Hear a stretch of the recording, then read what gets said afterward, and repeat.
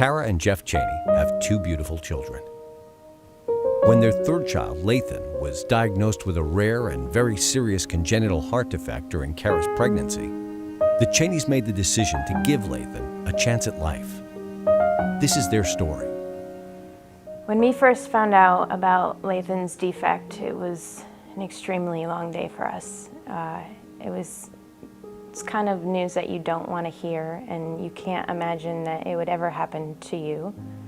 We found out that he had right AV canal disorder.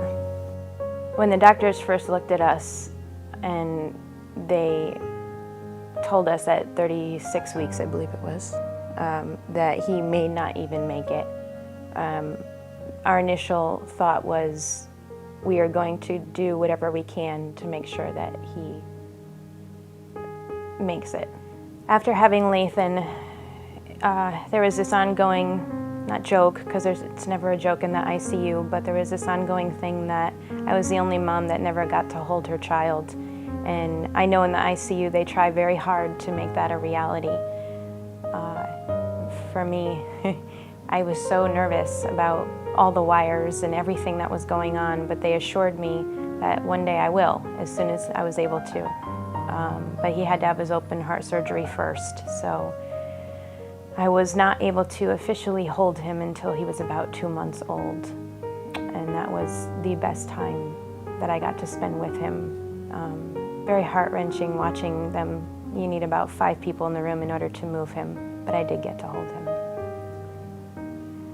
There were moments in the ICU that literally take your breath away. You could be so close to death at any moment, at any changing of a medicine, changing of a line, that time is lost. And it's so heart-wrenching to watch.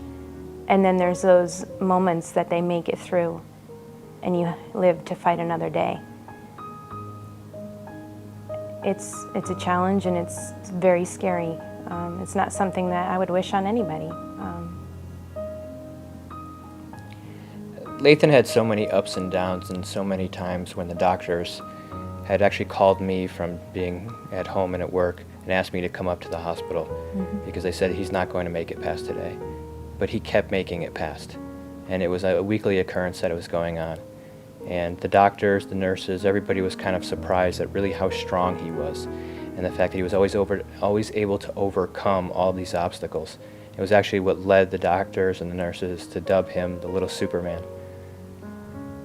I think there comes a time in the ICU where you realize that sometimes enough is enough, and you just have a release, and you know that you've done everything you can to give this child a fighting chance.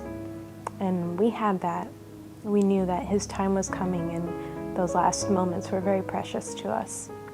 So we were thankful that it wasn't an emergency thing, that we actually got to all be in the room and all look at him. And believe it or not, we were even singing that day. And right before he was about to take his last breath, he opened his eyes to say goodbye. And that made it all worth the journey.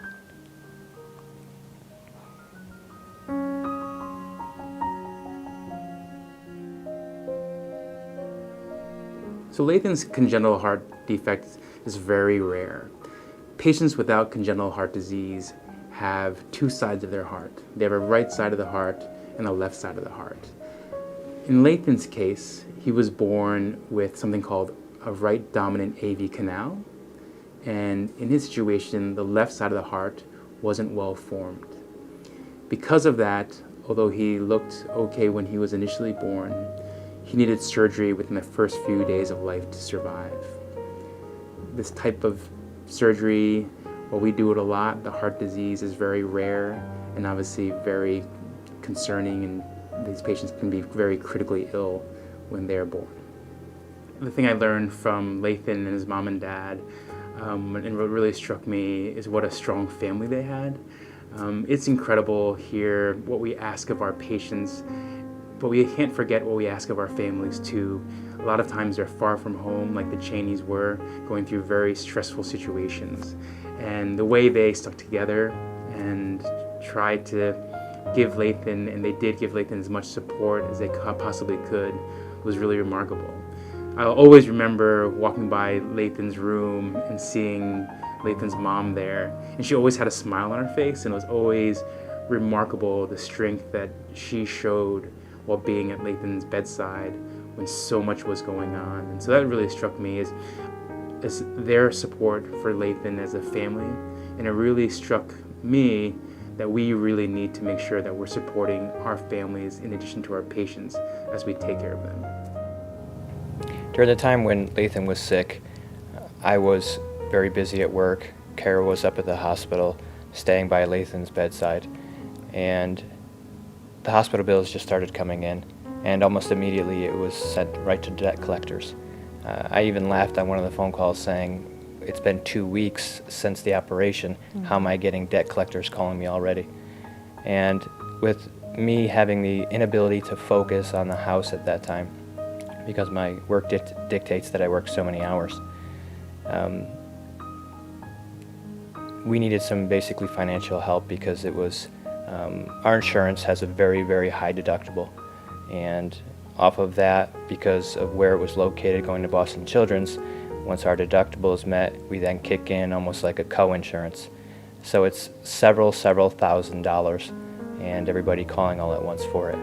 So the Gabrielle Dinsmore Heart and Hope Fund, I'm very thankful to them that they stepped in and kind of took over some of those bills for us and took that off of our plate and one less thing to worry about, so that we could focus on what really mattered, and that was Lathan.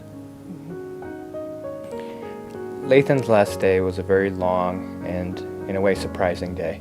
I had just come up from Connecticut, and immediately when I got to the hospital, the doctor sat down with us and told us, "We've run out of options. There's nothing left we can do." And I was going up there with the expectation of, yay, I get to see Lathan today.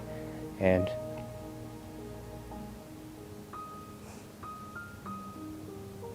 On May 22, 2014, Lathan David Cheney passed away. Although his life was short, having lived just 3 months, he leaves behind a legacy of strength and determination. Lathan truly was a little Superman.